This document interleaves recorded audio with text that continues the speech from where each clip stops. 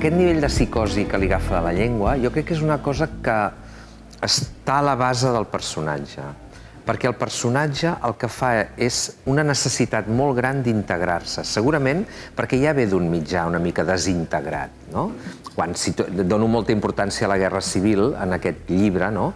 Perquè és una mica l'antecedent de la seva família. Ell ve d'una família escindida. Ell ve d'una família que ja té un problema d'identitat en ella mateixa, perquè té dos bàndols a la mateixa família. I això el nen no n'és conscient, però el nen ho mama, aquesta malfiança d'on ve, no? Que dintre el si de la seva pròpia família ja hi ha bàndols enfrontats. Per tant, ja ve d'una dissociació, aquest personatge. Però llavors s'aferra a la seva identitat, que és una llengua nova, una cultura nova, i s'aferra a ella perquè segurament ve d'aquesta altra mancança.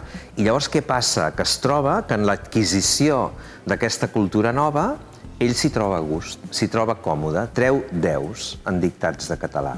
I això li dona una seguretat. Però és que al mateix moment que treu 10 fent dictats de català, o 9,5, que és una nota molt alta, veu que els que pertanyen a aquella cultura que ell ha adquirit, doncs tenen, o sigui, mancances amb la seva llengua materna, la maltracten, la menystenen i l'agredeixen. Llavors, per ell, que s'aferra a això... El nivell de la neurosi a la psicosi també és perquè el personatge està molt portat enllà, però és que té una lògica implacable, que és, en l'adquisició d'aquesta cultura, doncs jo l'acabo estimant més que tu, la teva pròpia, no? Clar, ell cita una paraula justament que no troba l'equivalent en català, que és segundón. El segundón és aquell perfeccionista que no ha assolit el cim, no ha fet el cim. Llavors s'ha quedat allà abans, no? I això, si ets perfeccionista, això és criminal, no? Per tant, també la seva ànsia de matar li pot venir del fet que no ha assolit la fita que ell imagina que seria pròpia d'ell, no? Per això també té el reflex del seu amic, que jo crec que hi ha un joc constant entre ell i el seu amic, perquè el seu amic clarament és el cim, però després hi ha com una inversió, no?, a partir d'un moment determinat i d'alguna manera l'amic que ell troba que està per damunt d'ell, després fa com una caiguda i ell no ho acaba d'entendre tampoc, no? Es desubica, no? Segurament té un punt de psicopatia, el fet de voler-te tu instal·lat en una zona i assolir-la o no assolir-la. I a través del crim són els seus cims, no? És com si ell allà fos amo i senyor total i absolut. Hi ha com una eròtica, no?, perquè tenen un punt orgiàstics, no?, tots els crims. És com la seva sexualitat. Ell després diu que amb la sexualitat no és gaire... I li fan por les dones, no?, perquè la potència sexual de les dones ell la troba com... no? I jo crec que la seva sexualitat són els assassinats, no? És on ell té els orgasmes, no? Ell té un punt de seguretat, que és que la majoria d'assassinats just in situ, és a dir, quan està a punt de fer-ho, abans de fer-ho els visualitza. Té com aquesta mena de... que se surt de la situació per planificar-ho mentalment. I llavors ho executa tal com ho ha planificat i tot li va bé.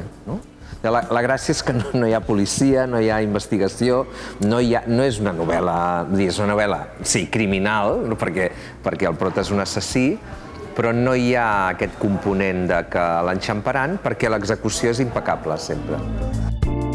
Perquè ell, jo crec que aquest element més passional l'ha derivat en els assassinats, no? Finalment, ell, quan deixa de matar, és perquè també té una decepció molt gran, perquè també hi ha tot un tema que tampoc vull desvetllar gaire, no? Però ell, a partir d'un punt, es deixa anar i diu, bé, fins aquí he arribat, no? I és com si entrés en una zona de letargia absoluta, fins al final, no? I és com si ja hagués complert el seu rol, d'alguna manera, i per mi el seu punt passional està en els assassinats, tot i que ell arriba a estimar una dona, i sobretot el seu amic, que són aquestes dues persones que l'acompanyen mentre dura la novel·la i per les quals ell sent un amor real.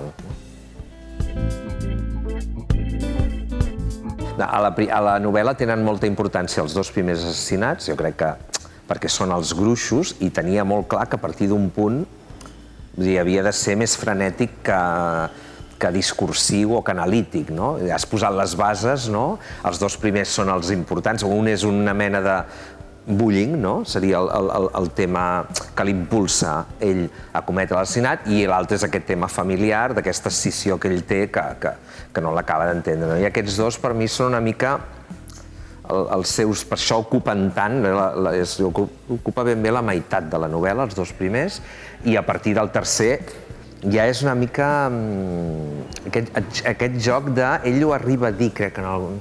Ara no ho recordo, no? És que és com una droga, ja. És com... El cervell t'ha alliberat unes endorfines i tu vas a perseguir-les després, no?